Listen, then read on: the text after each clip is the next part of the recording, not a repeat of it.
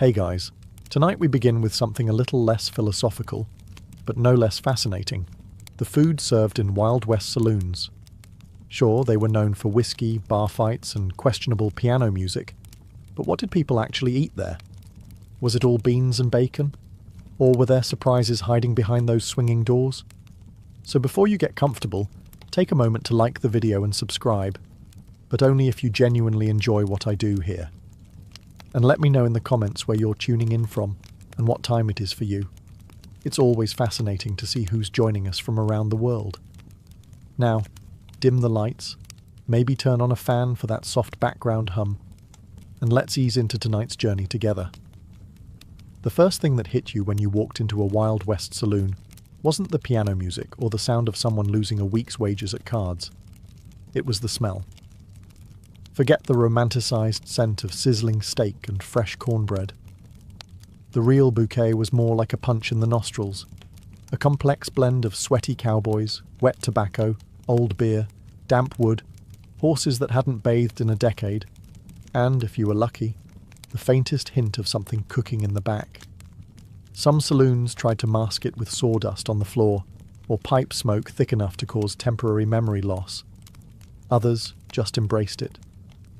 "You don't come here for the air," barkeeps would say, slapping flies off the counter with a rag that hadn't been cleaned since the Civil War. And yet, somehow, there was always a kitchen. It might have been a hole-in-the-wall fire pit with a pan of beans bubbling over embers. It might have been a grumpy woman in a soot-covered apron stirring mystery stew with a spoon that doubled as a self-defense weapon. But food was being made, somewhere, and if you could smell it through the sweat and the whiskey vapour, you were halfway to dinner. That is, if you could find a seat. Most saloons weren't laid out like modern restaurants. There were no servers, no menus with scripted fonts, just a few splintered tables, some rickety chairs, and one long counter where you could eat, drink, argue, or all three in rapid succession. If you were a regular, the cook might shout something like, "beans or stew," and you shouted back your choice without looking up. If you were new in town, they'd stare you down, trying to guess whether you were going to pay, or pass out before the plate hit the table. And that's what made saloon dining so special. It wasn't about taste. It was about survival. You ate what they had, not what you wanted. You sat next to strangers who might rob you or save your life tomorrow. And if the food made you sick, well, that's what whiskey was for.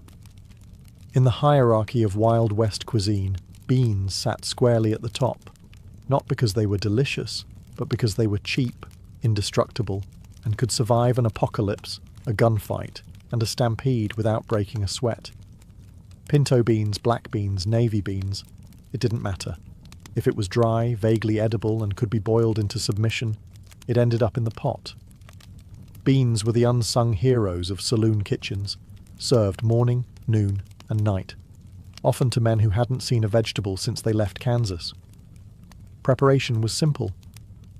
Step 1. Pour beans into a pot. Step 2. Boil them for 6 hours over a questionable fire. Step 3. Serve them with salt pork, a stale biscuit, and a look of mild apology. Some cooks tried to get fancy, adding lard, onions, or even chili powder if they were feeling ambitious. But most didn't bother.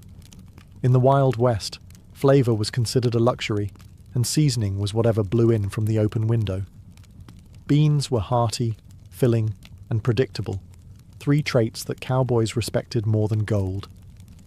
They fueled long cattle drives, powered poker nights, and gave you something to chew on while you waited for the piano player to start again, or for someone to get tossed through the front window.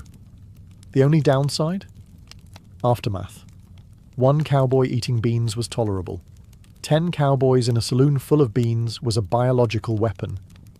It's said that some bar fights weren't started by insults, but by a single silent but deadly betrayal near the stove.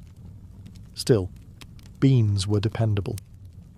When the meat ran out, when the chickens fled, and when the cook had exactly 7 brain cells left from the whiskey fumes, the beans remained. Unbothered, unburnt, unchanged.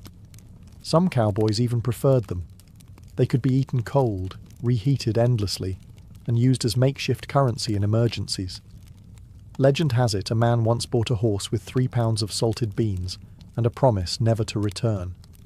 So yes, saloon food had its highs and lows, but beans were the baseline, the bedrock, the humble heartbeat of 1,000 dusty meals. You didn't love them, you respected them, and sometimes that was enough. If beans were the soul of Wild West saloon cuisine, salt pork was its slightly greasier backbone, a slab of fat and meat so tough it could survive a thunderstorm, a bar brawl, and 6 months in a saddlebag without changing texture. Salt pork wasn't bacon, though cowboys loved to pretend it was. It was pork belly, heavily salted and often smoked, preserved in barrels with enough brine to season a small ocean. The salt kept it from rotting, and also, arguably, from being edible. Cooked right, salt pork was tolerable. Fried up in a hot skillet, served crispy and sizzling, it had flavour, grease, and that satisfying crunch that made you briefly forget the rest of your dinner came from a can. But cooked wrong, which happened often, it was like chewing a salted boot heel dipped in axle grease. Still, salt pork had its fans. It was easy to transport, hard to ruin, though many tried, and gave even the blandest pot of beans a salty punch of joy, or at least a reason to drink more whiskey. Cooks in saloons didn't waste a single bit. The fat used to fry everything from potatoes to biscuits. The rinds, tossed into stews or given to dogs, or to unlucky newcomers who didn't know the difference.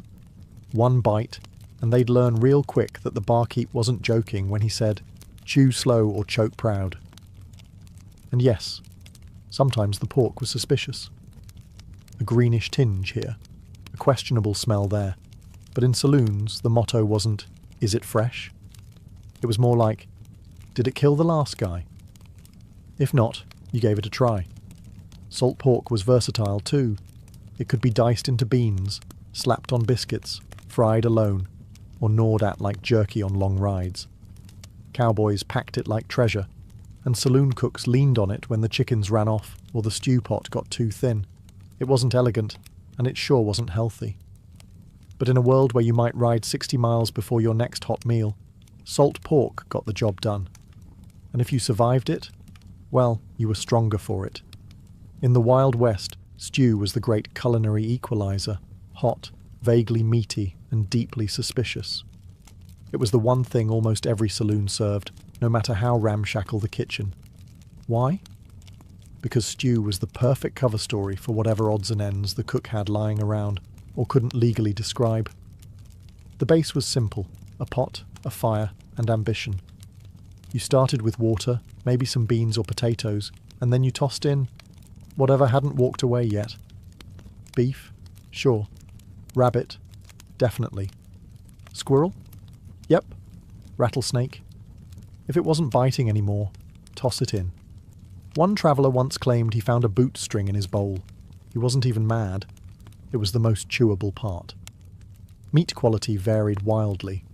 Some stews had tender chunks of beef from the local butcher. Others, well, they had meat, the kind you didn't ask about. If the cook looked nervous and the dog population had recently decreased, you just ate around the chewy bits and prayed. Vegetables, when available, were usually boiled into oblivion. Carrots became orange smudges. Onions disappeared completely. Potatoes held on the longest, but eventually surrendered. The result? A bubbling brown-grey slurry that smelled way better than it looked and tasted better than you'd expect, assuming enough salt. Spices were a luxury. Most stew got its kick from whatever was on the cook's hands or knife. If you got black pepper, you were in a fancy place. If you got chili powder, congratulations. Your sinuses were about to be cleared by force. But despite the mystery, stew was comfort food for the weary cowboy. It was hot, it was filling, and it could be stretched endlessly by just adding water. One pot might feed a dozen men, or be reheated 3 days in a row until it developed the consistency and personality of old glue. You didn't eat stew because it was delicious. You ate it because it was there, because it was warm, and because nothing else in town was edible, unless you liked chewing tobacco and regret. Just remember, never ask what's in it. Because in the Wild West, ignorance wasn't just bliss, it was dinner. Not every cowboy could afford a steak, but nearly every saloon had something bread-like to soak up the stew. That something usually came in one of two forms: soft, flaky biscuits that were heavenly when fresh, or hardtack, which was basically bread's undead cousin. Let's start with the biscuits. When done right, which was rare but magical, they were warm, buttery, and flaky enough to convince a man he'd stumbled into a proper kitchen. Cooks who could make good biscuits were local legends. Some claimed their secret was lard, others swore by buttermilk. A few probably just had lucky hands and low standards. These biscuits were best served alongside beans or stew, used to mop up whatever broth hadn't burned your tongue. They were often made in cast-iron pans, baked over open flames, and served with a suspicious chunk of butter or a splash of molasses if the place was fancy. And then there was hardtack, a slab of flour and water, baked until it could survive nuclear winter. Originally made for soldiers and sailors, it found its way west thanks to one simple fact: it never went bad. It also barely qualified as food. Eating hardtack required strategy. First, you'd inspect it for weevils, which wasn't a deal-breaker, just an added crunch. Then, you'd soak it in stew, coffee, or whiskey until it softened. This could take anywhere from 10 minutes to 2 presidential terms. Even after soaking, chewing hardtack was a commitment. You didn't just eat it, you grappled with it. Dentists probably made good money off cowboys who challenged a piece and lost. But here's the thing. Both biscuits and hardtack served their purpose. They were cheap. They were portable. They filled you up. And in a world where calories mattered more than cuisine, that was enough. So if you strolled into a dusty saloon and saw a plate of steaming biscuits, you counted your blessings. If they handed you a hardtack puck the size of your palm, well, at least it came with a story, and maybe a chipped tooth. If you think modern coffee is strong, try cowboy coffee. A brew so potent it didn't just wake you up, it stared back and dared you to blink. Coffee in the Wild West was less about taste and more about survival. It wasn't roasted by origin, filtered through fancy gadgets, or topped with oat milk foam art. It was ground roughly, or not at all, dumped into a kettle, and boiled until the liquid turned black and sentient. The standard recipe went like this. Take water from whatever source you had, hopefully not downstream from the horses. Throw in a handful of coffee grounds, measured by instinct and aggression. Boil it. Hard. Don't strain it. Don't question it. Just pour and pray. The result? A thick, dark concoction that smelled like burnt dreams and tasted like vengeance. It wasn't uncommon for the last sip to contain more grounds than liquid, which meant cowboys got both caffeine and fibre in one heroic gulp. And yet, they loved it. Coffee kept you warm on cold desert mornings. It kept you awake through night watches. It masked hangovers and helped digest questionable stew. It was fuel, comfort, and punishment, all in one tin cup.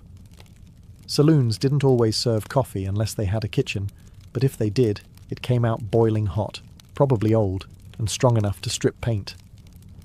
One cowboy described it as like drinking a kick from a mule, but you miss it when it's gone.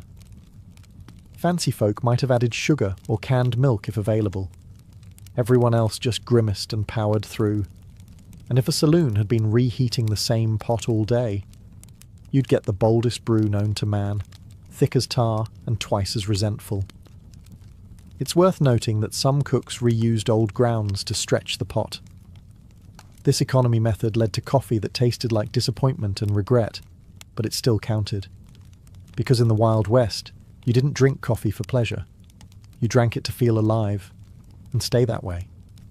In the Wild West, meat wasn't just food, it was currency, status, and occasionally a test of bravery. If you could afford it, you might walk into a saloon and order a steak. What you got depended entirely on luck, timing, and whether the cook held a personal grudge against your face. Steak, in theory, was a luxury. In reality, it was often a tough, overcooked slab of beef that had been fried in a pan with lard, scorched into obedience, and served with exactly zero garnish. If you asked for it medium rare, the cook would just stare at you until your moustache wilted. When fresh beef wasn't available, and let's be honest, it usually wasn't, saloons turned to other options: dried jerky, salted buffalo, occasionally venison, or even wild boar, if someone had gotten lucky on a hunt. And by lucky, we mean managed to hit it and drag it back before the buzzards did. In mining towns or far-flung settlements, meat got more creative: squirrel stew, rattlesnake roast jackrabbit with seasoning. If it had legs and didn't belong to a customer's horse, it was fair game. Sometimes you were served meat, and no one told you what it was. That was a sign to eat quietly and not ask questions. If you chewed too long or found something resembling a whisker, you just sipped your whiskey, nodded solemnly, and accepted your fate. There was also the risk of age.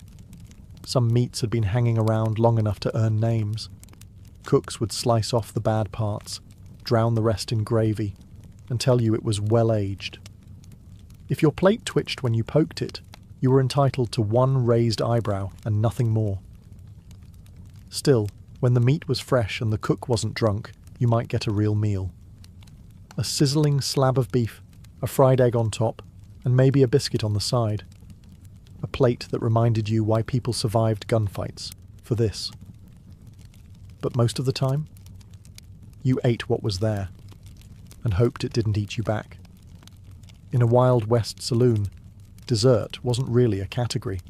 It was more of a happy accident, the result of a cook with spare ingredients and a tiny sliver of mercy.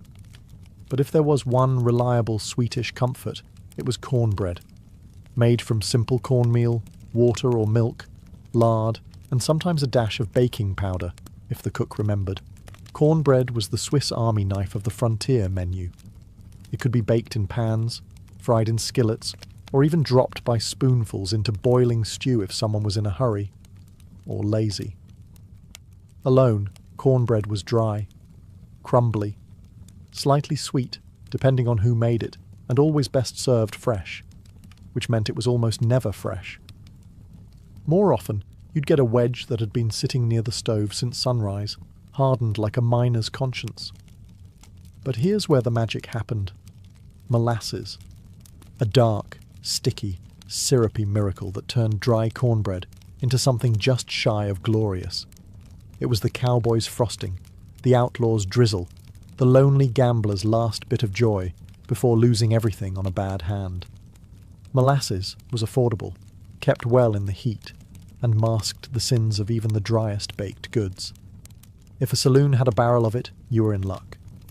If they warmed it before serving, you were practically eating at a 5-star establishment by frontier standards. Some cooks went a step further, pouring molasses over skillet-fried cornbread and tossing in a pinch of salt or spice. It wasn't quite cake, but it felt like it if you'd been chewing jerky and hardtack all week. Cornbread with molasses became the default dessert. Quick, cheap, filling, and sweet enough to calm your nerves after a rough ride or a close call in the poker room. No icing, no whipped cream, no frills, just grit, grain, and gooey satisfaction. And for many, it was more than enough. Because when your life involved cattle drives, dust storms, and the occasional shootout, dessert didn't need to sparkle. It just needed to remind you that not everything in the West was trying to kill you. If you were lucky enough to stumble into a saloon before noon, preferably sober and not bleeding, you might have been offered eggs and chicken. And if so, you were in the presence of a miracle. Or a trap. Let's start with the eggs. Fresh eggs in the Wild West were gold. Not actual gold, but nearly as rare and equally fragile. Chickens weren't raised for fun. They were cranky, prone to wandering, and occasionally stolen, eaten, or lost to foxes. If a saloon had eggs on hand, they either had their own chickens, a local supplier, or a secret smuggling operation from the next town over. What kind of eggs were they? Hopefully chicken, possibly duck, maybe something else. You learned not to ask. You ordered eggs, and what you got depended entirely on the cook's mood and the egg's age. Some were scrambled to disguise colour, others were fried until the yolks turned to leather.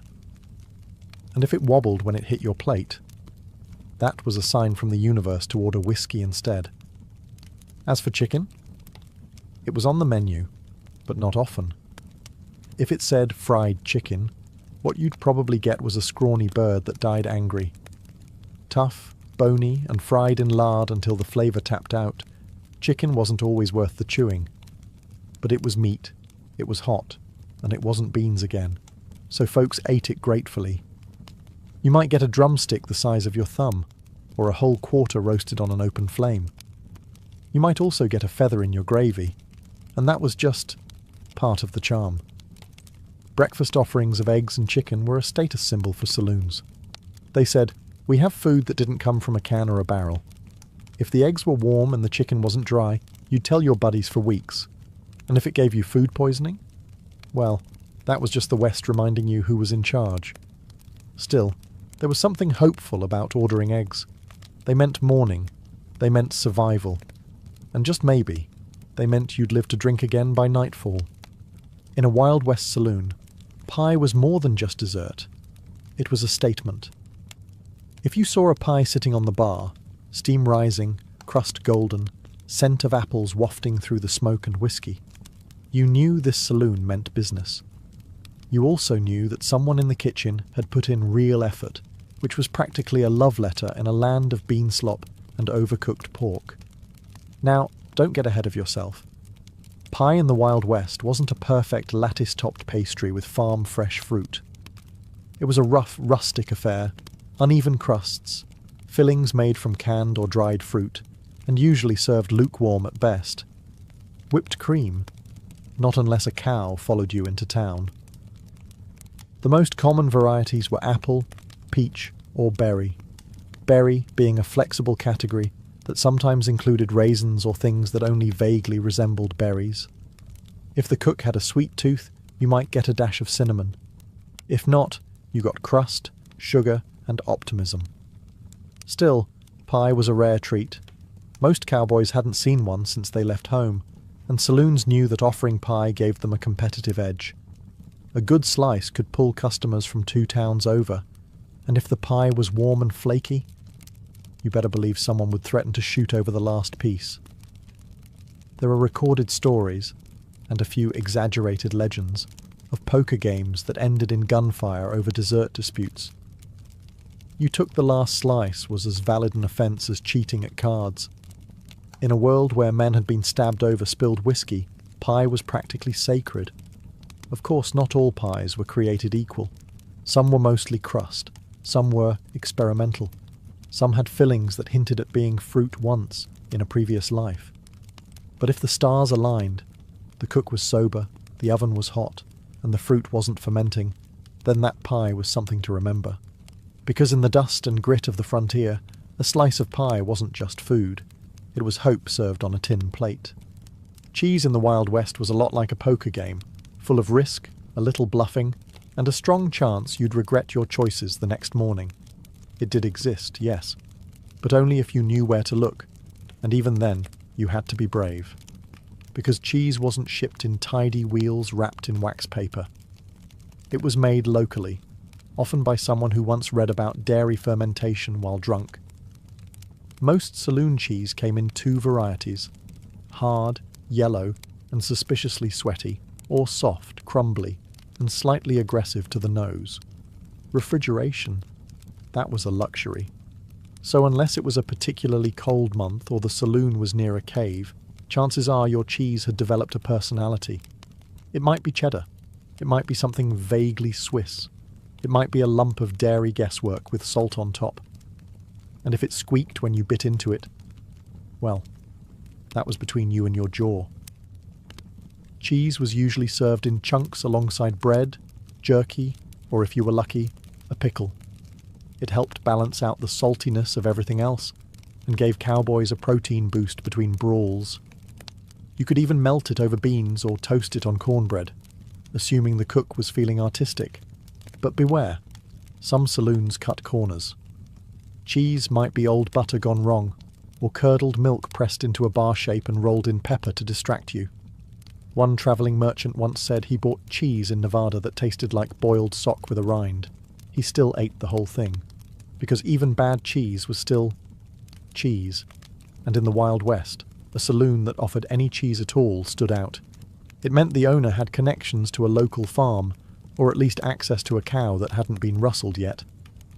Offering cheese wasn't about flavour, it was a flex, a symbol of civilization in a place where most people still bathed with sand.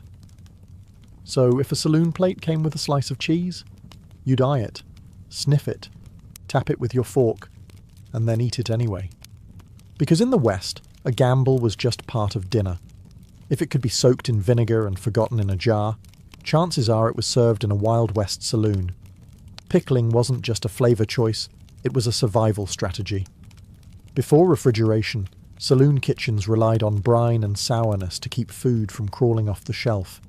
Vegetables, eggs, fruit, even meat. Nothing was safe from the preserving power of vinegar. And that's how we got pickled everything. Pickled cucumbers? The classic. Crunchy, sharp, and occasionally green. They were served as sides, chasers for whiskey, or just something to chew on between bad decisions. If you were lucky, they were made fresh with garlic and spice. If not, they tasted like regret and rainwater. Pickled eggs? A saloon staple. You'd see them floating in cloudy jars behind the bar, usually near the whiskey. They looked like ghostly eyeballs and had the texture of sadness. Some cowboys swore by them. A quick shot of protein, easy to store, and they mostly stayed down. Others swore at them. Pickled onions? Common in mining towns, sharp, tangy, and strong enough to chase off unwanted conversation. One bite, and you could talk downwind of a stampede. Even pickled peaches or pears might make an appearance. When dried fruit was soaked in sweet brine to create a dish both confusing and strangely addictive. It wasn't dessert, it wasn't dinner, it was just wet, vinegary optimism. The beauty of pickled goods was their shelf life. A saloon could keep jars around for months, sometimes years, without worrying about spoilage. And in a place where meat went bad faster than a poker hand, that was invaluable. But let's be honest. Not all pickled items were created equal. Sometimes the jars weren't sealed right. Sometimes the cook experimented. And sometimes the pickled thing stared back at you. There are tales, possibly exaggerated, of men biting into pickled sausages only to find bones. Or a label that simply read, maybe pork. Still, pickled foods were part of the Wild West experience. Salty, sour, and strangely satisfying. Like everything else that lasted out there. You didn't eat them for pleasure. You ate them because they wouldn't kill you. Probably. When food was scarce, the kitchen was closed, or the stew looked like it still had a pulse. Cowboys and drifters alike turned to the most dependable item on the saloon menu. Whiskey. It was always available. It required no preparation. And if you drank enough of it, you forgot you were hungry. Or that you'd just eaten a bowl of squirrel mystery meat. Whiskey in the Wild West wasn't aged in oak barrels or curated by connoisseurs. It was rough, raw, and often dangerous. Made from corn, rye, or whatever the barkeep had lying around, it was distilled in backrooms, barns, and bathtubs. The result was a beverage that could clean wounds, strip paint, and fuel a fistfight. Some called it rot gut, others chain lightning, and a few simply referred to it as lunch. When beans were burnt and bread was mouldy, men drank their calories, one burning shot at a time. Saloon whiskey wasn't just a drink, it was a survival tool. It helped numb the pain of trail dust, heartbreak, broken ribs, and highly questionable stew. One shot before a duel, 2 shots after, and maybe 3 more while you waited to see if your bullet wound was serious. It was common for saloons to serve whiskey specials, which came with a side of beans or a biscuit, not for flavour, but to keep you upright. Some men ordered whiskey with a pickled egg floating in it, which somehow counted as both hydration and protein. And of course, whiskey was social glue. You bought it to make friends, to start fights, and occasionally to apologise after both. You could measure a saloon's reputation by how fast its whiskey knocked a man off his stool. Quality? Don't ask. Some whiskey was barely more than coloured moonshine. Additives ranged from tobacco juice to cayenne pepper. It burned going down, and if it didn't, you were probably drinking kerosene. Still, no one complained, because whiskey was warm, cheap, and honest, the only thing on the menu that never lied about what it was. And on nights when your meal came in a glass, with no fork and no judgment, you raised it high, and called it dinner. In any Wild West saloon that dared serve food, there existed a shadowy, smoke-covered figure whose power rivaled that of the bartender, the sheriff, and the town preacher combined. The cook. This individual, often unshaven, always irritable, was either a life-saving genius or a culinary war criminal. There was no middle ground.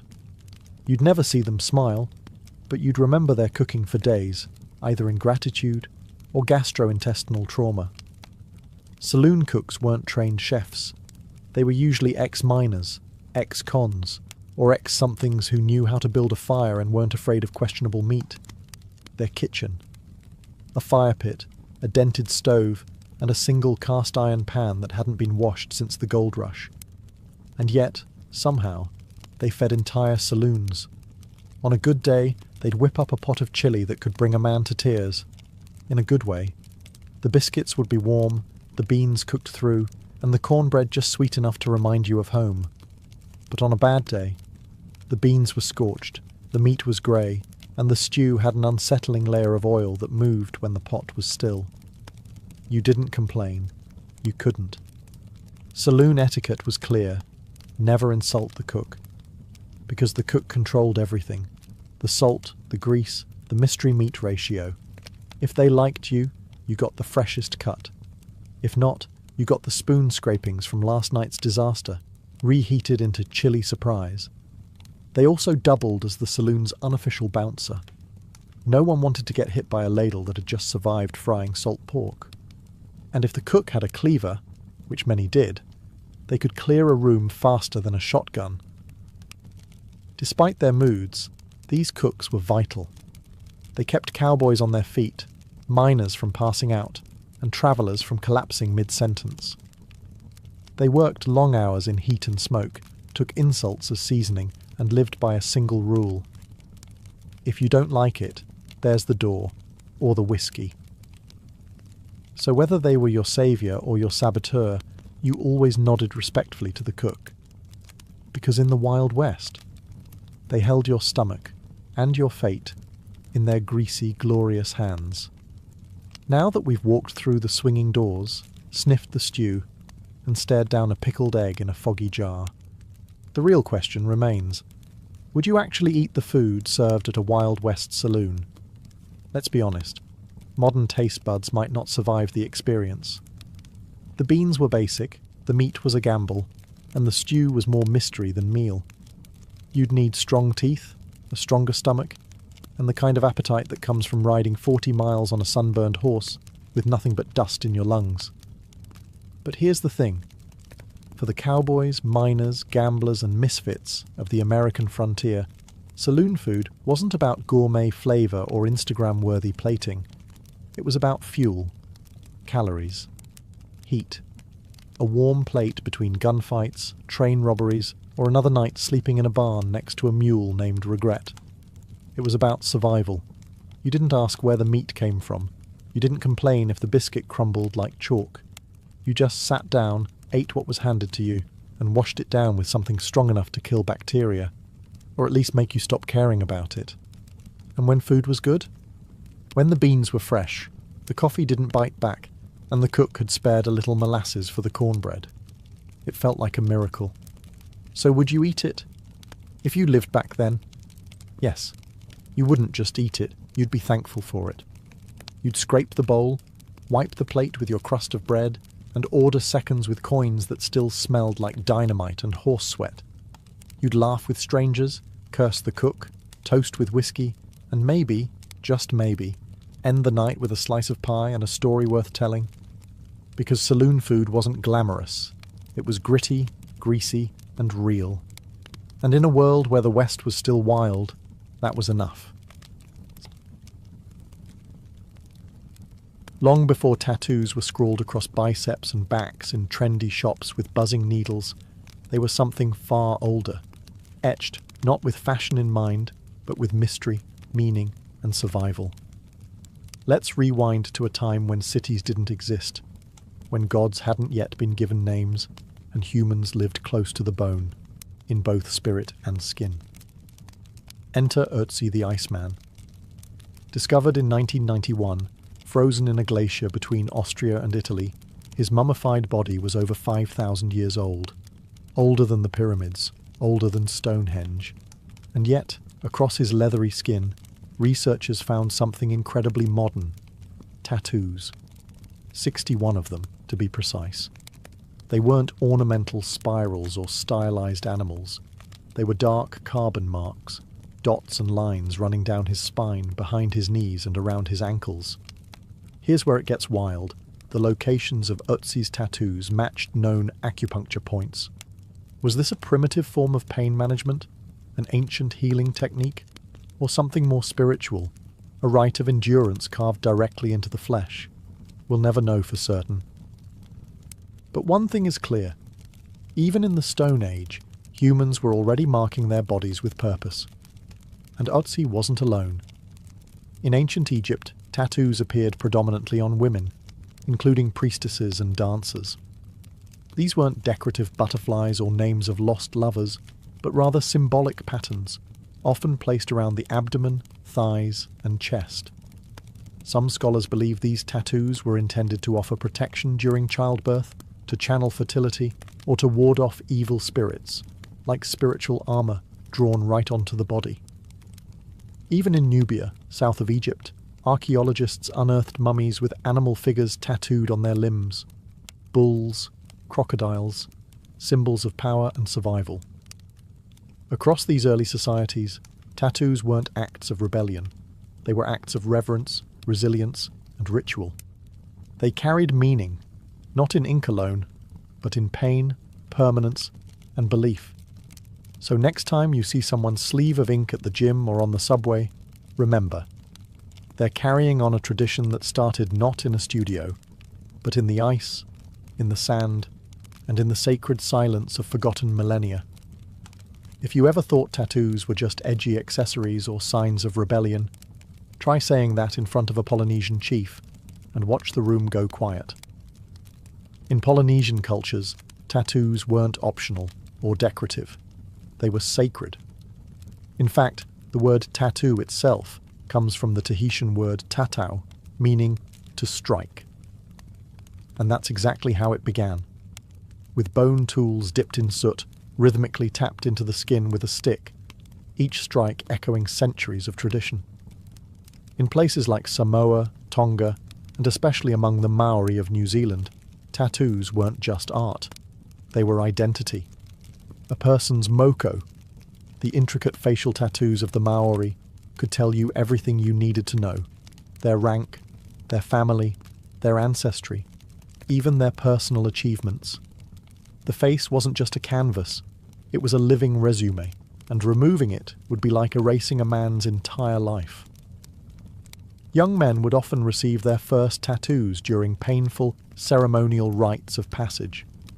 This wasn't a Friday night decision after a few drinks. It was a spiritual transformation. The process was excruciating. No anesthetics, no numbing creams, just raw courage and a communal belief in the deeper purpose of the pain. Women too were tattooed, often on the lips, chin or thighs, symbols of beauty, maturity, and mana, the sacred power believed to flow through all living things. A woman without tattoos could be considered incomplete, a canvas left blank in a world full of stories. But colonialism, as it often does, tried to erase it all. Missionaries arrived with scissors, soap, and shame. They saw the tattoos as primitive, pagan, and unchristian. In some areas, traditional tattooing was outlawed, forcing it underground, like a sacred language spoken only in whispers. Still, the ink endured. Today, Many Polynesians are reclaiming their tattoo heritage with pride. The ancient tools have returned, the designs have resurfaced, and across the Pacific you can hear the sound of tattoo once again, not just as an art form, but as an act of cultural survival. These weren't just marks on the skin. They were, and still are, declarations of spirit, blood, and belonging. Step into the world of togas, gladiators, and philosophers, and you might not expect to find tattoos. After all, when we think of ancient Greece and Rome, we imagine marble statues and clean, idealized bodies. But peel back the myth, and you'll find ink lurking in the shadows. In ancient Greece, tattoos were originally associated with slaves and criminals. In fact, the Greek word stigma, yes, the root of our modern term stigmatize, referred to the permanent marks branded or inked into someone's skin as punishment. These weren't symbolic or decorative. They were labels, warnings. If you were a runaway slave or a captured enemy, your captor might tattoo your forehead with a message like, "Stop me, I ran away," a permanent scarlet letter etched into the skin. The Romans, pragmatic as ever, borrowed this idea and took it further. Soldiers in the Roman army, especially those in specialized legions, were often tattooed to mark their loyalty, a kind of flesh-bound dog tag. But they also used tattoos to brand gladiators, slaves, and prisoners of war. It wasn't about identity, it was about ownership. There's a darker twist here. The early Christians, persecuted by Roman authorities, were sometimes tattooed as a form of humiliation, but centuries later, Christians would reclaim the practice. Pilgrims to Jerusalem in the Middle Ages often returned with small crosses tattooed on their arms, proof of their devotion and suffering. What began as a tool of punishment morphed into a badge of faith. Interestingly, in later Roman times, Emperor Constantine, the same ruler who legalized Christianity, banned tattooing on the face. Not because it was cruel, but because the face, he declared, was made in God's image and shouldn't be defiled. The irony? Bodies were still fair game. Unlike in Polynesia, where tattoos elevated someone's social standing, in the Greco-Roman world, they often lowered it. Tattoos marked you as an outsider, a sinner, a slave. But they also told a story. Not always one you wanted, but one you carried forever. In these empires of law, conquest, and spectacle, tattoos weren't about self-expression. They were branding, sometimes literally, tools of control, punishment, and power. And like all marks of oppression, they would eventually be reclaimed. While the West branded its slaves and criminals, the East took a more spiritual, symbolic approach to body art, where tattoos could be both sacred protection and social paradox. Let's begin in India. Though India is more famous for Mendi, the temporary henna art applied during weddings and festivals, the country also has a long history of permanent tattoos.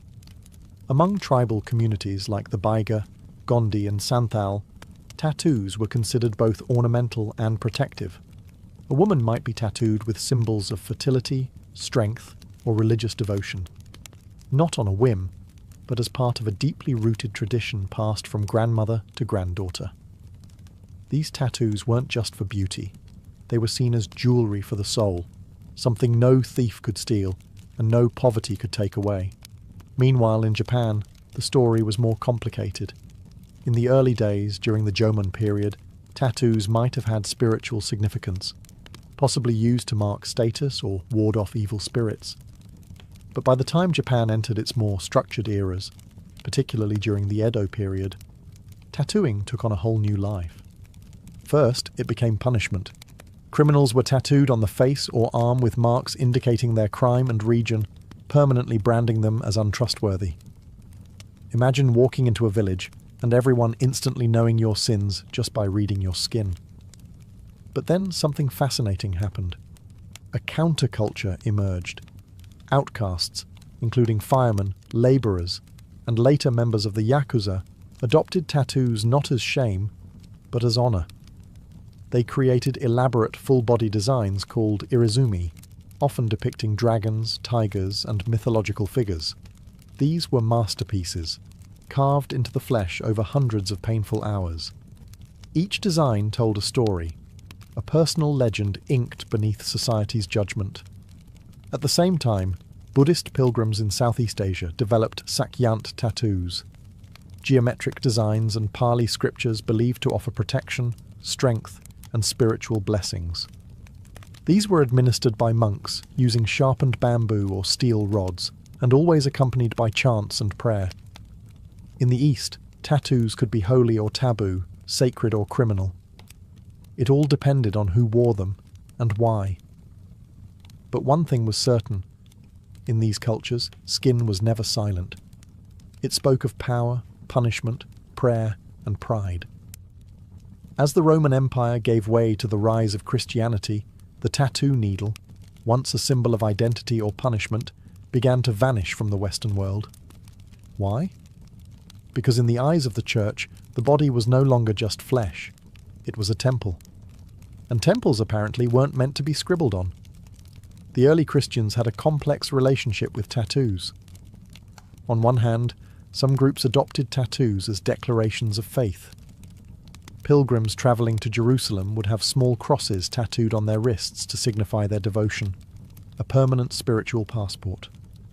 These were symbols of endurance and survival, proof they had made the sacred journey and lived to tell the tale. But that was the exception, not the rule. By the early Middle Ages, the dominant message coming from religious authorities was clear. Marking the body was a pagan practice, and pagan meant sinful. The Bible, specifically Leviticus 19:28, was often cited, "You shall not make any cuttings in your flesh for the dead, nor tattoo any marks upon you. I am the Lord." That single line was enough to bury an entire art form across much of medieval Europe. Tattoos became synonymous with heathenism, witchcraft, and heresy, not something you wanted associated with your name during the Inquisition. In monasteries and Christian kingdoms, tattooing virtually disappeared, reduced to whispers and superstition. But even in this era of suppression, the ink never truly dried. In the far reaches of the Byzantine Empire, some Christian sects still practiced religious tattooing, small crosses etched onto hands and arms, often to protect against Islamic enslavement. In Ethiopia, Coptic Christians maintained tattoo traditions as well, marking young believers with sacred symbols as part of spiritual rituals. And among crusaders, the knights who marched to the Holy Land, tattoos made a quiet return. Some etched small crosses on their bodies, not just as spiritual protection, but so that, if they died in battle, they could be buried as Christians, their faith visible even in death. So while the medieval West tried to erase the art of tattooing, it never quite succeeded. The ink hid in monasteries, pilgrim trails, and desert churches, waiting patiently, like a buried relic, for its time to rise again. As the age of exploration dawned, and wooden ships began slicing through unknown oceans, tattoos found a brand new canvas: sailors. And these weren't royal court artists or tribal shamans. These were rough men, calloused by salt and superstition, who began decorating their bodies with anchors, mermaids, and crucifixes. But how did tattoos return to Europe after centuries in exile? Enter the 18th century voyages of Captain James Cook. When his crew arrived in Polynesia, they encountered entire societies marked in ink. Intrigued and amazed, many sailors got tattooed themselves, both to honour the cultures they encountered and, let's be honest, to prove they'd been somewhere exotic. Returning to port with tattoos wasn't just fashionable. It was a kind of resume, a living record of where you'd sailed and what you'd survived. Soon, tattoos became the unofficial uniform of the seafaring class. But it wasn't just about style, it was steeped in superstition. An anchor on the forearm symbolised stability. A pig and a rooster, often tattooed on the feet, were believed to prevent drowning, since those animals were kept in wooden crates that floated during shipwrecks. Some sailors even tattooed "Hold Fast" across their knuckles, hoping it would give them the grip to survive rough seas and tangled ropes. And then there were the religious icons: crosses on the back, the Virgin Mary over the heart. Sailors believed these tattoos offered divine protection, an extra layer of spiritual armour when the ocean turned against them. As these inked-up sailors filtered back into European and American ports, tattoos spread with them, not to the nobility, but to the fringes. Dock workers, soldiers, convicts. Tattoos were now the language of the lower classes, the drifters and the daring. Still, they held meaning. In the US, Civil War soldiers began tattooing their names and regiments on their arms, a grim preparation in case they died in battle and needed identification, a small, painful insurance policy in a world without dog tags. So while kings and clergy shunned tattoos, the men who mapped the world wore them with pride. For them, each mark was a story, a wound, a charm, a prayer. And when the world ended in waves or cannon fire, it might be the only thing left that told your name. By the 19th and 20th centuries, tattoos had drifted far from temples and tribal rites. In many parts of the world, they had become marks of defiance, especially behind bars. Prisons gave tattoos a new language, a gritty, coded one, spoken in needles, razors, and improvised ink. Let's start in Russia. Under the iron shadow of the Soviet Union, a secret society of tattoos flourished inside the gulags. These weren't decorative. They were biographical, symbolic, ruthlessly hierarchical. A star on the shoulders? That meant you commanded respect. Barbed wire around the neck? You were a lifer, never getting out. A cathedral with domes on your chest? Each dome represented a sentence served. The tattoos told your crimes, your rank, your defiance. But break the code, or wear a symbol you hadn't earned, and you might find it carved off, forcibly, with a knife. In Japan, the Yakuza transformed the art of irizumi, once a punishment, into a badge of honour. Full-body suits of dragons, koi fish, and samurai warriors covered skin from shoulder to ankle, often hidden beneath business suits.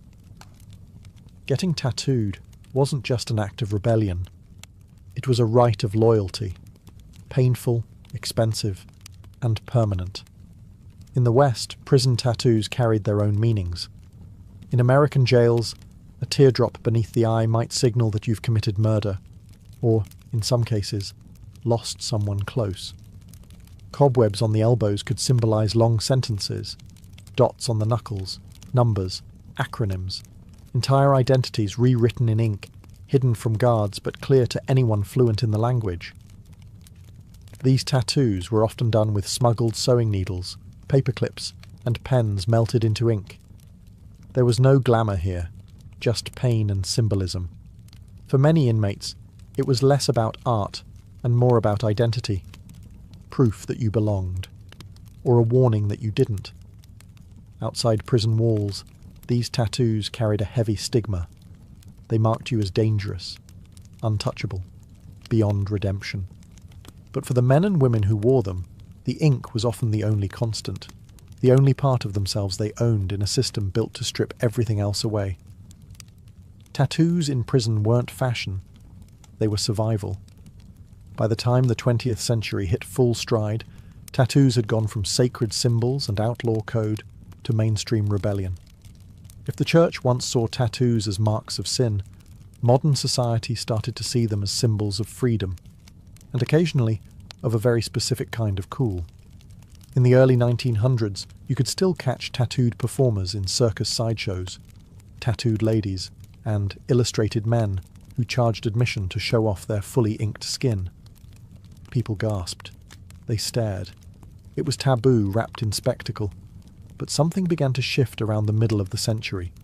Soldiers returning from World War II brought back simple tattoos.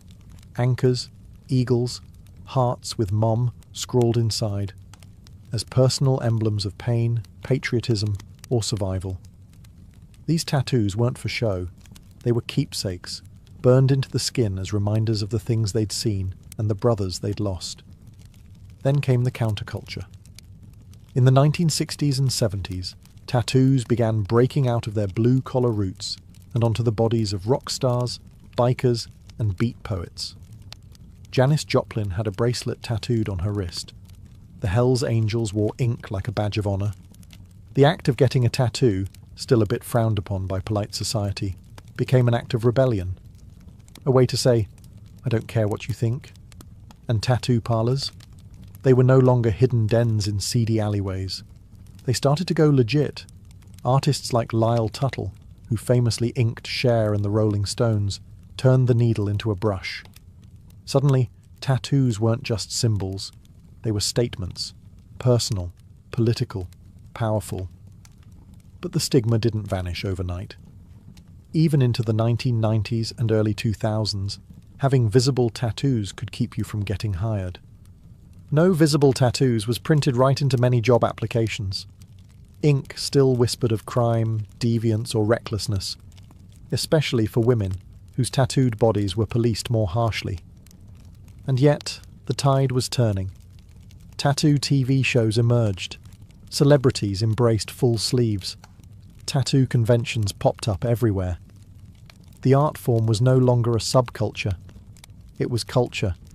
From rebellion to runway, tattoos had finally re-entered the mainstream. But they never forgot their roots. In a world where everything from our voices to our memories lives in the cloud, you'd think something as analogue as a tattoo might be left behind.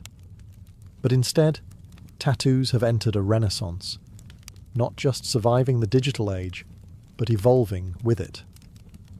Today, tattoos are more than ink and skin. They're powered by apps, augmented by tech, and designed with machines that would make 19th century sailors weep. Some artists now use AI to generate hyper-detailed designs. Others work with machines that print ink with surgical precision. And then there's the rise of smart tattoos, experimental patches embedded with sensors, capable of tracking vitals, controlling devices, or even lighting up with LED ink. It's not science fiction. It's already being tested in labs. But even without the tech, tattoos are booming. What was once taboo is now celebrated across professions, genders, and cultures. Doctors have full sleeves. Teachers wear wristbands of ink. CEOs stroll into boardrooms with elaborate back pieces hidden beneath suits. Social media has democratized the art form. A tattoo in Seoul can go viral in Seattle. Artists build global audiences overnight, and customers can book a session with the tap of a phone. And yet, the meaning behind tattoos hasn't disappeared. If anything, it's become more personal. People now tattoo sound waves of loved ones' voices, coordinates of where they met their partners, portraits of pets, constellations from their child's birth night, quotes in forgotten languages, etched forever to remember, to heal, to belong. Cultural tattooing is resurging too. Indigenous communities from the Arctic to the Andes are reviving ancestral designs, reclaiming identity through skin. What was once suppressed is now proudly worn, a walking act of remembrance. Of course, debates still rage. Is it art or trend? Sacred or superficial? Can you truly own your story if it's filtered through algorithms and likes? But maybe that's the point. Tattoos have always lived in that grey area, between pain and beauty, permanence and transformation. They are both primal and futuristic, a whisper from the past and a declaration for tomorrow. And as long as humans crave meaning, memory and mark-making, tattoos will endure. Beneath the surface, ink will always speak, even when words cannot. Before empires clashed and blood soaked the sand, before kings trembled at her name, Tomyris was simply a daughter of the wind, born to the raw, open steppe. The land she came from was not gilded in marble or echoing with philosophy. It was brutal, free, and endlessly vast. This was the world of the Massagetae, fierce nomadic horse archers who rode like spirits of the plains, their lives shaped by survival, honour, and war. We know little of Tomyris's childhood, but we can imagine the rhythm of it. She would have learned to ride before she could run, to shoot before she could speak in full sentences.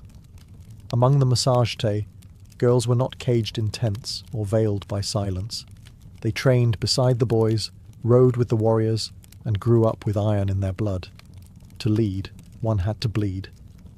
And Tomyris, even as a young woman, bled for her people. Her tribe worshipped the sun and sky, lived off their herds, and buried their dead with weapons, ready for battle in the afterlife. They had no cities, no golden temples, but they had pride. And when enemies approached, they met them not with prayers, but with arrows. Tomyris likely came to power after the death of her husband, who may have ruled the tribe before her. But what's certain is that when the moment came, she didn't inherit leadership. She seized it. In a time when most women were considered property, Tomyris commanded an army. She negotiated with kings. She dared to speak as an equal. And if they didn't listen, she made them. She was more than a queen. She was Shahmat, the steppes' checkmate, a war chief in bronze and leather who would soon face the greatest empire on earth. But power, especially for a woman, never comes without consequence. As Tomyris began to solidify her rule, whispers grew louder. Across the mountains to the south, a king was watching. His name was Cyrus the Great, and he wanted more. The stage was set. The steppe wind howled. And Tomyris, daughter of warriors, would soon ride into legend. While Tomyris reigned over the open steppes, far to the south, a different kind of power was rising. Structured, imperial, relentless. Cyrus the Great, founder of the Achaemenid Empire, had already conquered Lydia in the west and Babylon in the south.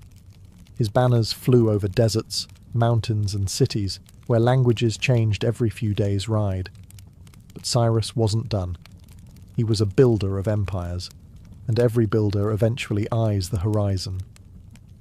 To Cyrus, the Massagetæ were a threat wrapped in opportunity. They weren't rich in gold or cities, but they controlled the northeastern frontier, and that meant access to key lands, resources and trade routes. More importantly, the Massagetæ had something no empire could afford to ignore: pride.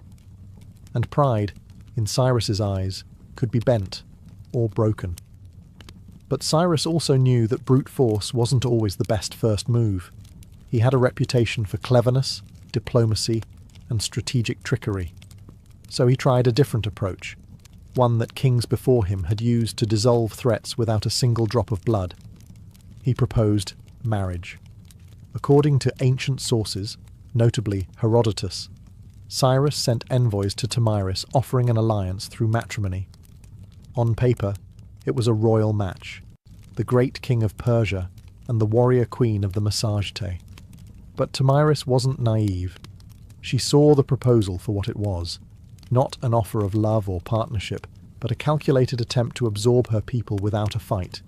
She declined, and that rejection didn't sit well in the halls of Persepolis. With the diplomatic games over, Cyrus shifted to his favourite language: war. He ordered his army to cross the Araxes River, the natural barrier that separated Persia from the land of the Massagetæ. He was going to take what Tomyris refused to give. But Tomyris was already preparing. She knew the terrain. She knew how her people fought, on horseback, fast and furious. And most of all, she knew Cyrus wasn't just coming for land. He was coming to crush a woman who dared to say no. The world's most powerful king had declared war, but he had no idea what kind of fury he had just awakened on the steppe. Cyrus the Great, master strategist and seasoned conqueror, believed he could outwit Tomyris. He had faced kings, crushed cities, and subdued nations. To him, the Massagetæ were little more than wild nomads with fast horses and no cities to defend. He didn't realize he was stepping into the path of someone just as cunning and far more furious. Tomyris had warned him. After rejecting his marriage offer, she sent a clear message: cross the Araxes River, and you will regret it. But Cyrus crossed anyway, building a bridge of boats to carry his army into Massagetæ land. Instead of striking immediately, Tomyris pulled her forces back, luring Cyrus deeper into unfamiliar terrain. The Persians found an abandoned camp, well stocked with food, and more importantly, wine, a luxury the nomadic Massagete rarely indulged in. It was a baited trap, and Cyrus took it, perhaps thinking the enemy had panicked and fled. Inside the camp, he left a portion of his army under the command of General Harpagus, a trusted officer. As the Massagete returned under the cover of night, they fell upon the drunk and unsuspecting Persians with deadly precision. The battle was brutal and swift. Among the dead was Spargapises, Tomyris' son and a Massagete commander. Accounts differ on what happened next. Some say Spargapises was taken alive and, realizing his capture, begged for death and took his own life. Others claim he was killed in the fighting, but all agree. When news reached Tomyris, something inside her shattered, and then turned to steel. Her grief was volcanic, but her rage, that became legendary. She sent another message to Cyrus. This one wasn't a warning, it was a vow. "You may be a glutton for blood," she said, "but I swear I will give you your fill." She promised to make the ground run red with Persian blood, and her vengeance would not be quiet. Cyrus had taken her son. He had violated her land. Now he would meet not the queen of the Massagete, but the mother of a slain warrior, and the last face he would ever see. The next battle would not be a skirmish. It would be an execution. The sun rose over the plains like a blade, sharp and blinding. Tomyris stood at the head of her army, no longer just a queen, but a storm given form. Her warriors, hardened by the nomadic life, painted their faces with ash and rage. This wasn't about politics anymore. This was about blood. Cyrus, for all his might, had underestimated the Massagete. He assumed they would fight like the tribes he had conquered before, chaotic, uncoordinated, easy to crush. But Tomyris had spent her life among warriors. She understood how to strike. Not blindly, but with precision. She rallied her forces for a full-scale assault on the Persian invaders. And this time, she wasn't holding back. The location of the final battle is lost to history, swallowed by the vastness of the steppe. But what's clear is that Tomyris launched a ferocious counterattack. Her cavalry swept across the plains like a tide of knives. They fired arrows from horseback, closed in with axes, and fought like people with nothing left to lose. The Persians, battle-hardened, disciplined, and experienced, weren't expecting this level of organized fury. Tomyris didn't just lead her troops, she fought beside them. Her presence on the battlefield ignited her warriors like wildfire. Every strike was driven by vengeance. Every charge was an answer to her son's death. Cyrus tried to hold the line, but it shattered. The Persians were routed. Many died where they stood. Others fled into the endless grasslands, only to be hunted down. And Cyrus the Great, the man who had conquered Babylon, Lydia, and nearly the known world, fell in the chaos. Whether he was slain in combat or captured and executed depends on the version told. But either way, he died on Tomyris' terms. What came next is infamous. According to Herodotus, Tomyris found Cyrus's body on the battlefield, ordered his head severed, and then, in a final act of symbolic revenge, submerged it in a wineskin filled with human blood. "Drink your fill," she said, "of the blood you thirsted for." Was it historical fact or poetic embellishment? Maybe both. But it didn't matter. The message was eternal. Tomyris was not to be conquered. When the dust settled and the grass drank deep the blood of empire, Tomyris stood victorious. A warrior queen who had done what no king or army before her could. She brought Cyrus the Great to his end. News of the defeat sent shockwaves across the ancient world. The mighty Achaemenid Empire, thought to be unstoppable, had been humiliated by a woman from the steppes. The Persians did their best to downplay the loss, but the death of their founder couldn't be ignored. Cyrus's body was eventually returned and buried with honor in the royal tomb at Pasargadae. Yet the stain of his final defeat would linger like a wound on the empire's legacy. For Tomyris and the Massagetei, however, the victory was more than revenge. It was a declaration. They had defended their sovereignty not just with weapons, but with dignity. Tomyris had stood up to the world's most powerful ruler, and she hadn't just survived, she had triumphed. And then she vanished from history. No records survive detailing her later years, her death, or any successors she may have appointed. It's as if, after taking her vengeance, Tomyris simply rode back into the horizon and allowed the wind to carry her legend forward. In the centuries that followed, historians, poets, and chroniclers would try to fill in the blanks, turning her into a symbol as much as a woman. To the Persians, her name was a bitter reminder. To the Greeks, she was a paradox, a barbarian who displayed more nobility than many kings. And to the peoples of Central Asia, Tomyris became folklore, a ghostly queen who rides through the steppe, fierce and unbending, with a sword that remembers. Her legacy would inspire countless depictions across cultures. Medieval manuscripts portrayed her in regal armour. Renaissance paintings imagined her towering over Cyrus's corpse. In every age, she became what people needed: a mother avenger, a wild queen, a lesson in hubris, or a symbol of feminine power. But one truth cuts through the myth. She changed history. Tomyris didn't inherit a throne. She forged it in fire and fury. And for one brief, unforgettable moment, the Steppe Queen proved that not all empires rise. Some fall to the hooves of warriors who ride with vengeance in their hearts. Much of what we know about Tomyris comes not from local Massagetei records. They left no stone tablets or royal archives, but from the pen of a Greek, Herodotus, often called the father of history. Writing a century after her time, he immortalized Tomyris in his histories, casting her as a warrior queen of astonishing resolve and terrifying vengeance. But Herodotus wasn't simply reporting facts. He was weaving a story, one part chronicle, one part morality tale. To him and his Greek audience, Tomyris represented the ultimate reversal of imperial arrogance.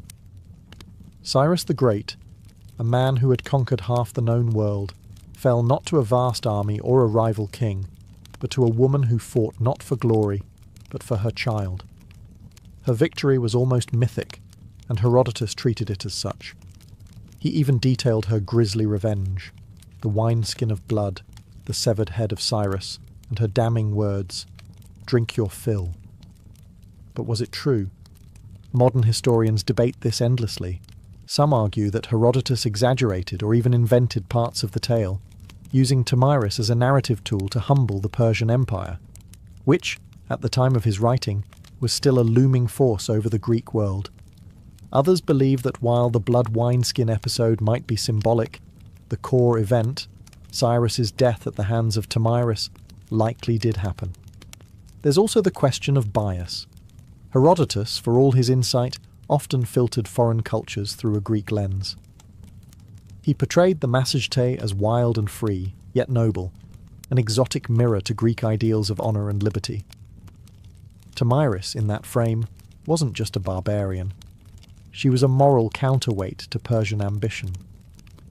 Still, even if details blurred over time, Herodotus succeeded in one thing. He ensured Tomyris would not be forgotten. Because of him, she became more than a historical footnote. She entered the realm of legend, where facts soften but impact sharpens.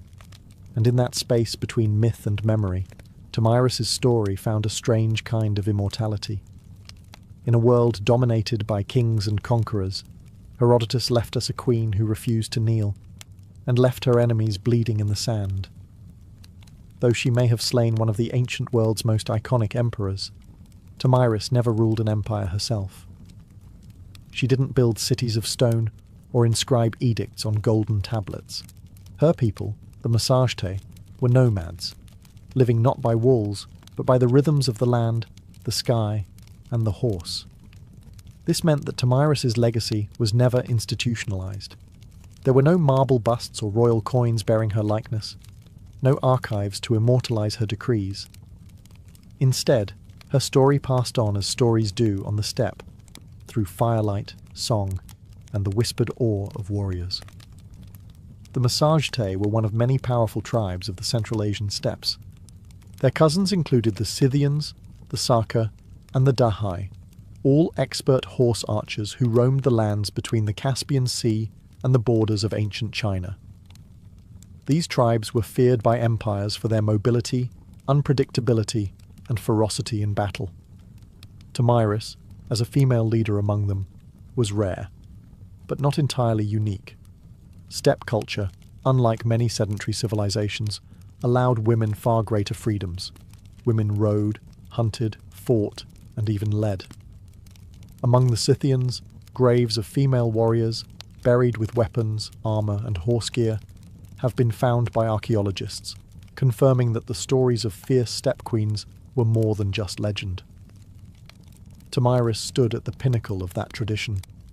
Her power didn't come from inheritance or religion. It came from respect, grit, and sheer capability. She was a unifying force among scattered clans, a political leader and a military commander in a landscape where survival meant riding faster, shooting better, and fearing nothing. But because the Massagetæ left no monuments, Tomyris became a kind of phantom queen, her name echoing only in the writings of outsiders and in the oral traditions of the steppe. To the Persian scribes, she was a warning, to the Greeks, a marvel, and to her people, likely a memory carried in bloodlines and battle songs, a ghost who rode with them across the plains. Empires may rise and fall in stone, but the stories of the steppe live on in the wind, and Tomyris, fierce, grieving, and unbroken, became its voice. Centuries passed, and the empires that once surrounded the Massagetæ rose and crumbled. Cyrus's successors built Persepolis, fought Alexander the Great, and faded into the dusty footnotes of time. But Tomyris? Her legend endured, not in the palaces of kings, but in the hearts of those who refused to bow. Across Central Asia, she became more than a queen. She became a symbol of female strength, of resistance, of the untamed spirit of the steppe. In many ways, Tomyris embodied a kind of defiance that transcended geography.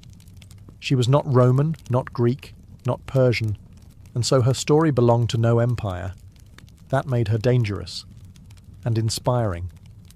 In the medieval Islamic world, chroniclers occasionally mentioned her name, reshaped by language but never quite forgotten. In some versions, she was praised for her justice and vengeance. In others, she was seen as a savage queen, a reminder that power in the hands of a woman could be both glorious and terrifying. By the time the Renaissance rolled around, European artists rediscovered her tale through the writings of Herodotus. Painters depicted her in elaborate armour, standing triumphantly over Cyrus's lifeless body. In one dramatic painting, she holds his severed head aloft like a trophy, blood-soaked and victorious. It was theatrical, yes, but also political. These artists were fascinated by the idea of a woman who didn't just survive in a man's world, she won. In the 19th and 20th centuries, Tomyris became a nationalist icon in regions like Kazakhstan, Uzbekistan, and Turkmenistan. Poets and educators reclaimed her as a historical heroine, proof that the roots of Central Asian identity were fierce, proud, and deeply feminine. Her name appeared in textbooks, statues, and even military ceremonies. A woman who had once ruled on horseback with a bow in hand was now riding once more, through memory and myth, through rebellion and pride. In a world that still wrestles with the idea of powerful women, Tomyris remains a challenge. She wasn't perfect, saintly, or tame. She was decisive, brutal when necessary, compassionate only to those who deserved it. She was resistance in human form, and the blood of empire on her hands was a crown she wore without apology. History tends to favour the builders of monuments, the writers of laws, the kings who carve their names into stone. Tomyris did none of these. She left no empire behind, no palace to excavate, no royal seal to decipher. And yet, her name still lives. Not because she ruled forever, but because she refused to be erased. She stands as a contradiction to how history often remembers women, not as helpmates or footnotes, but as forces of destiny. Tomyris didn't beg for recognition. She took it with blood and fire. She didn't ride behind a king. She rode against one, and won. Her story is retold in classrooms from Central Asia to Europe, not simply because she killed Cyrus the Great, but because she dared to defy him. She wasn't defending an empire. She was defending freedom, a freedom that rode on the backs of horses, that hunted with hawks, that slept under the stars. A freedom that could not be neatly drawn on a map. Today, her statues rise from Kazakhstan's capital cities, and her face adorns coins and textbooks. To modern Central Asians, she is a mother of nations, a link to a pre-Islamic, pre-Soviet, proudly nomadic past, a reminder that their identity wasn't born in submission, but in the cry of battle and the gallop of horses. In a world still divided by power, by gender, by memory, Tomyris is a beacon, not just because she killed a great king, but because she taught us something even greater. That dignity is not given, it is seized. That sometimes leadership looks like a mother grieving her son and refusing to let the killer walk away. We often wonder why some names survive while others vanish. Tomyris survived because she was unforgettable. Because in a time when women were expected to disappear into the tents of men, she rose, blade in hand, fury in heart, and carved her story into the flesh of history. Empires fall, statues crumble, but legends ride. And somewhere, in the whispering winds of the steppe, a queen still gallops, unbroken, undefeated, and utterly unforgettable. Long before encryption keys and surveillance cameras, there was a simpler concern. How do I keep my stuff safe from nosy neighbours, wandering animals, and ambitious thieves?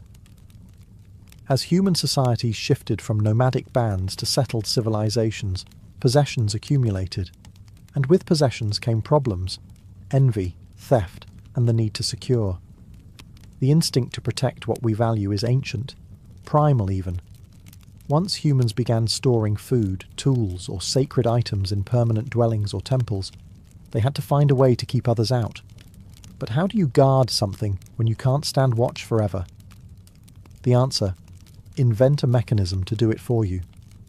The earliest known attempt at mechanical security dates back to ancient Egypt, roughly 4,000 years ago. And what's astonishing is not just that they had locks, it's that the basic principle behind their invention still exists today. The Egyptian wooden pin lock was a marvel of early engineering. It used a wooden bolt fitted with a set of holes and wooden pegs. When the correct key, often a large wooden tool with corresponding pins, was inserted, the pegs lifted, allowing the bolt to slide open. Remove the key, and gravity dropped the pins back into place, sealing the door. This wasn't a novelty. These locks were used on storage rooms, tombs, and even temple gates. They were installed vertically, often on the inside of doors, to make tampering harder. While they may seem primitive by today's standards, the brilliance of these early systems lies in their underlying logic. They weren't merely barriers, they were puzzles. And like all good puzzles, they challenged the uninvited. What's more, these locks reveal something deeper about the people who made them. They didn't just fear theft, they anticipated it. They thought ahead. They invested time and skill in protecting things that mattered. And in doing so, they laid the groundwork for an entire field of human innovation: security. So the next time you lock your front door, remember, you're not just turning a deadbolt. You're continuing a tradition started by ancient hands, driven by a timeless truth. Some things are worth guarding. The Egyptian wooden pin lock wasn't just the world's first known lock. It was also the ancestor of nearly every pin tumbler mechanism used today. Simple, elegant, and surprisingly effective, it served temples, homes, and storage rooms across ancient Egypt for centuries. And it all started with a few pieces of wood, a bit of clever design, and a deep need for privacy. Imagine a large wooden door, not one with hinges like today's, but more like a vertical plank barrier. On the inside of that door sits a wooden bolt that slides horizontally to block the entrance. But embedded within that bolt are several holes, and inside each hole rests a wooden peg. Those pegs drop into slots cut into the door frame itself, preventing the bolt from sliding open. It's locked. Now here's the magic. The key, a large wooden implement resembling a modern toothbrush, has corresponding pegs or pins that match the positions of those in the bolt. Insert the key into the bolt, and the pins inside are pushed up just enough to clear the frame slots. Once lifted, the bolt can slide open freely. Remove the key, and gravity does the rest. The pins fall back into the frame holes, relocking the door. It's mechanical memory without springs or gears, just wood, weight, and ingenuity.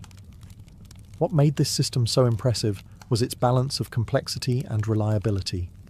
It was relatively easy to craft using available materials, but hard to bypass without the correct key. And since each lock was slightly different, thanks to hand carving, keys weren't interchangeable. Your lock was your lock. These pin locks weren't reserved just for the rich or royal either. Archaeological findings at sites like Nineveh, and even later at Persian and Assyrian locations, show the concept spread widely across ancient civilizations. Egypt may have invented the idea, but the lock had legs. Beyond practical use, these locks carried symbolic power. In tombs and sacred buildings, locking something wasn't just about physical protection. It signified reverence, finality, the belief that certain things should remain untouched unless you were worthy enough to possess the key. Security in ancient Egypt wasn't just a function, it was a statement.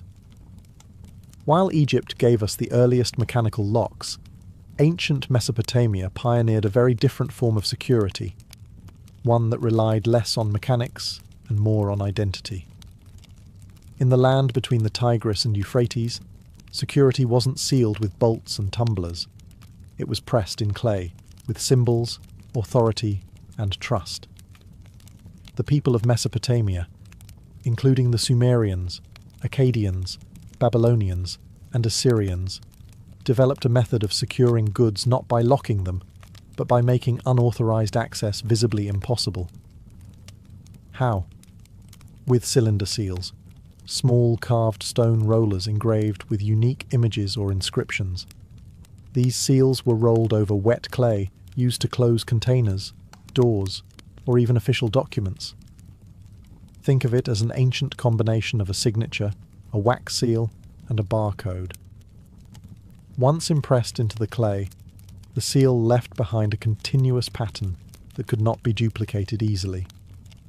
If someone tampered with the seal, opened the container, broke the door latch, or unwrapped the tablet, it was obvious. The broken clay told on them. This approach was both simple and profound. In a world without padlocks or alarms, it focused on deterrence through visibility. The seal didn't stop you from opening something. It told the world that you had. High-ranking officials, merchants, and priests all had their own personalized cylinder seals, often passed down through generations. These seals carried such prestige that some people were even buried with them, as status symbols and tools of the afterlife. But Mesopotamian security wasn't just about clay. They also secured temple treasuries and granaries using rope bindings that could only be removed by cutting, often tied with elaborate knots or seals that would clearly show tampering. The idea was always the same: make the risk of exposure more terrifying than the reward of theft. This concept of security as accountability, of linking access to a person's identity and social status, would echo for millennia. Even today, we log in with usernames, verify with signatures, and rely on records more than locks. In Mesopotamia, to protect something wasn't just to keep it hidden, it was to publicly proclaim who had the right to touch it. As ancient Greek city-states rose in wealth and complexity, so too did their need for personal security. From treasuries in temples to coin-filled storerooms and private homes, the Greeks faced the same age-old challenge. How do you keep things safe when you can't always be there to guard them. Surprisingly, the Greeks were slower than their Egyptian and Mesopotamian neighbours in developing mechanical locks. Instead, they leaned heavily on trust, social norms, and physical barriers, sometimes reinforced by surprisingly clever, though rudimentary, devices. One such innovation was the bar and pin lock, used mostly for doors and chests. It consisted of a horizontal bar placed across a door on the inside, with a hole through which a key could be inserted from the outside to lift the bar. These keys were often large, flat iron rods, shaped like the letter F or P. They weren't the most discreet. In fact, some were almost as long as a forearm. Carrying one around made it quite obvious that you had something to protect. But Greek keys and locks weren't just functional. They also held cultural significance. Being entrusted with a key symbolized authority and responsibility.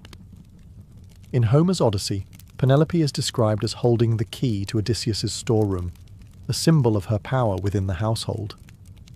However, Greek locks had limitations. They were often crude, easily forced, and dependent on physical size more than subtlety.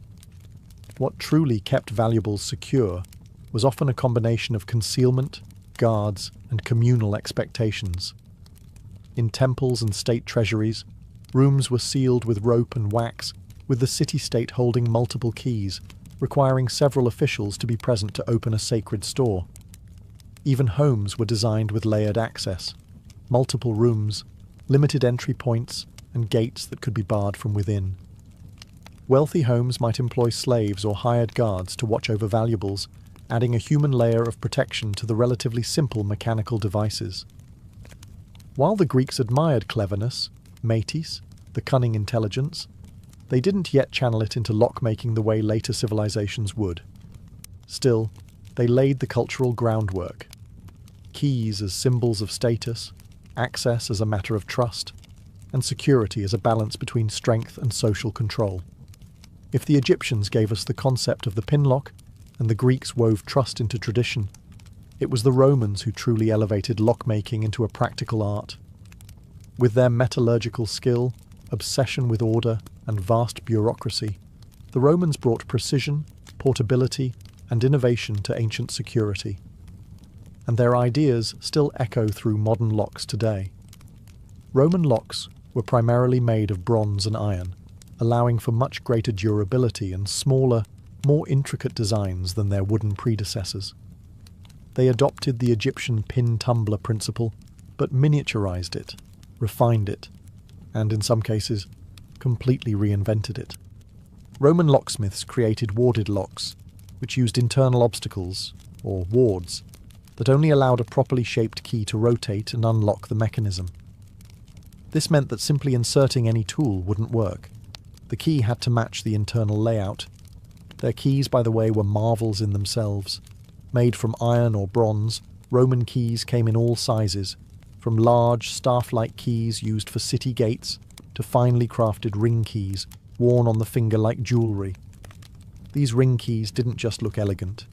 They served a functional purpose, offering constant access to locked boxes or cabinets without the need to carry bulky tools. It was status and utility, wrapped in metal. But the real genius came with Roman puzzle locks, complex mechanisms hidden inside ornate boxes, where pressing the wrong latch or turning the wrong angle wouldn't just fail. It might trap the lock tighter.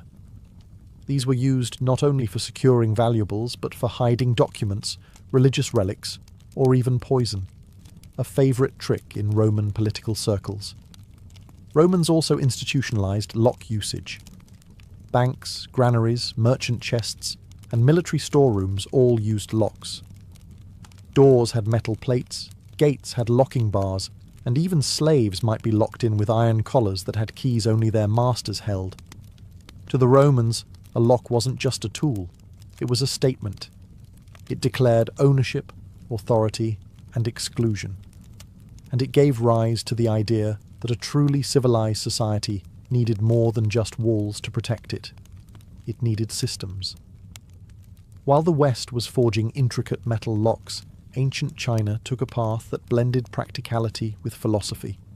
Chinese engineers, ever pragmatic, developed locking systems that were simple, durable, and often symbolic, where the design of a lock didn't just protect an object, but carried deeper meaning.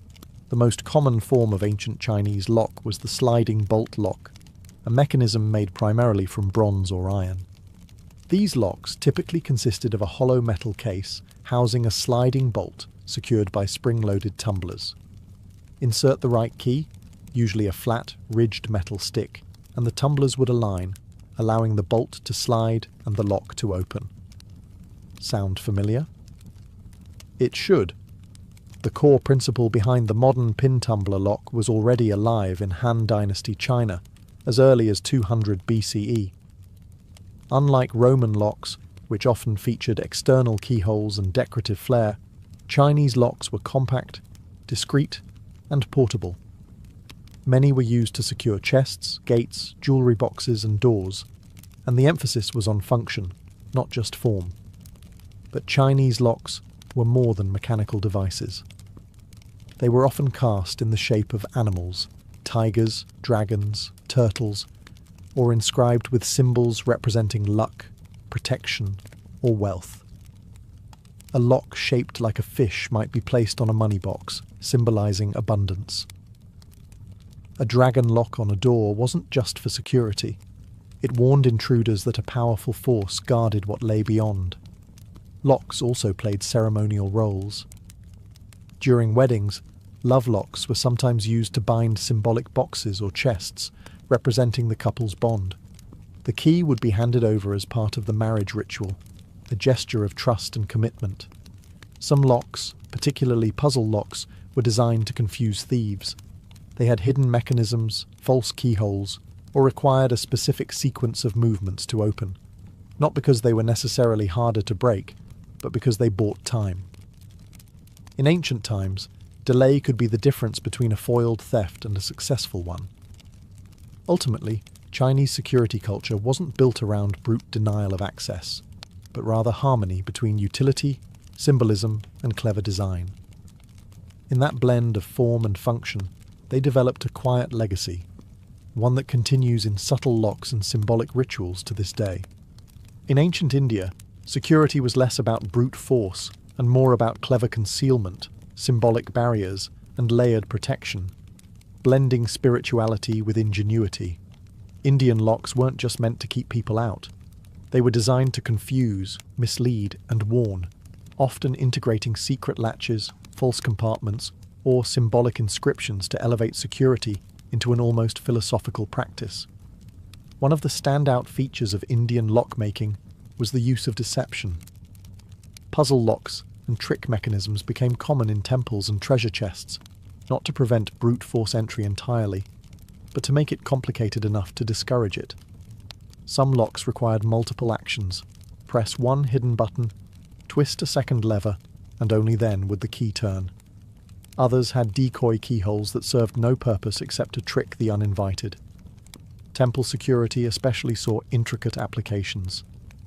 Temples housed offerings of gold, sacred texts, and revered relics.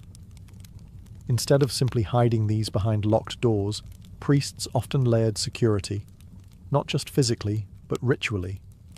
A storage area might be sealed with wax, knotted rope, and a stamped clay emblem, each bearing spiritual weight.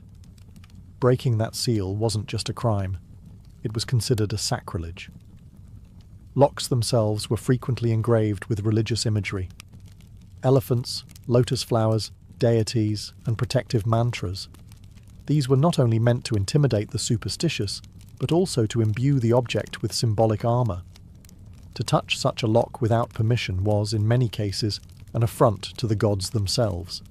In Indian royal courts and merchant caravans, small portable locks were used to secure scrolls, trade boxes, and private doors. These were often crafted from iron or brass, built to be both light and durable. Key design was highly individualized, sometimes so unique that a single artisan was responsible for both the lock and its matching key, ensuring absolute security through obscurity. And like elsewhere in Asia, locks sometimes carried ceremonial roles. In marriage rituals or inheritance rites, the unlocking of a sealed chest represented not just access to material wealth, but the transfer of trust, legacy, and duty. For ancient India, the best lock didn't merely block. It puzzled, it protected, and it whispered, "Only the rightful may pass."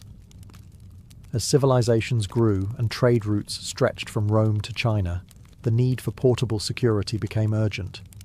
Whether protecting goods in a merchant's caravan or safeguarding a general's war chest, ancient locks had to do more than guard temples or doors. They had to travel. In the ancient world, trade was booming. Silk moved westward from China. Spices flowed from India. Glassware, textiles, coins, and scrolls crisscrossed continents.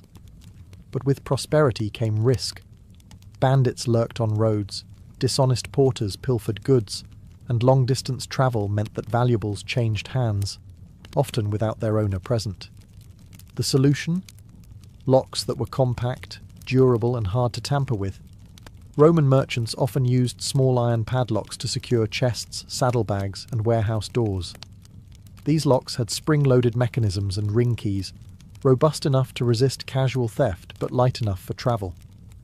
They were found from Britain to Syria, buried in ruins or rusted shut in shipwrecks. Their widespread presence speaks to a universal concern: protecting mobile wealth. Chinese traders and officials used portable sliding locks, often made of bronze, attached to chests or carts. Some were cleverly disguised, appearing ornamental or embedded within the box itself, and often featured engraved symbols or inscriptions marking ownership. If someone broke the lock, it was not only obvious. It could be prosecuted as both a crime and a dishonor. Nomadic peoples across Central Asia also developed leather and metal clasp systems, where metal rings and latches could be tied or locked over tent flaps, horse packs, and weapon cases. While these systems were less complex, they emphasized speed and visibility. A traveler would immediately know if their goods had been touched. And on the battlefield, locks were often used on weapon caches, treasury wagons, and command tents. In war, controlling access was crucial, not just to resources but to information. Scrolls and maps were sometimes sealed in locked boxes, often with multi-key systems, requiring more than one officer to open them, an early version of two-factor authorization. Across cultures, one thing remained consistent. The more mobile the world became, the more ingenious locks had to be. The road brought opportunity, but it also brought risk, and ancient travellers met it not just with swords, but with keys. When we twist a key in a door today or tap a code into a lock screen, we rarely think of the thousands of years of quiet ingenuity behind that simple motion. But every click, latch, and password is part of a story that began in the dust of Egyptian temples, in the bronze workshops of Rome, and along the silent trade routes that stitched the ancient world together. The legacy of ancient locks is not just mechanical, it's psychological. These early inventions reflect something deeply human: our desire to protect, to exclude, to define what is ours. Whether it was a wooden bolt in Thebes, a ring key in Pompeii, or a puzzle lock in Chang'an, the concept was the same: to create a boundary that only the rightful person could cross. And over time, these boundaries evolved into more than physical barriers. They became symbols. A lock on a temple door didn't just secure gold, it preserved the sacred. A seal on a scroll didn't just hide knowledge, it marked power. Even today we use locks to mark trust: a locked diary, a wedding chest, a secure vault. The mechanism may be more advanced, but the meaning is the same. In many ways, the most remarkable thing about ancient security is how little has changed. Modern pin-tumbler locks still mirror Egyptian designs. Today's privacy seals, passcodes, and even blockchain security echo ancient ideas: personal access, tamper-proofing, and symbolic control. But there's a philosophical twist, too. Ancient locks were never foolproof. They could be picked, broken, or bypassed, just like today. But their power lay not just in denying entry, but in declaring boundaries. They told the world, "This is mine. You do not have permission." And that psychological line, more than any mechanical part, is the essence of security. From tombs to trade routes, from temples to homes, locks have always been about more than theft prevention. They're about control, identity, secrecy, and sometimes survival. So the next time you slide a deadbolt or hear a safe click shut, remember, you're not just using a tool. You're continuing a story written by kings, merchants, warriors, and priests, each of them trusting a small piece of technology to hold back the world.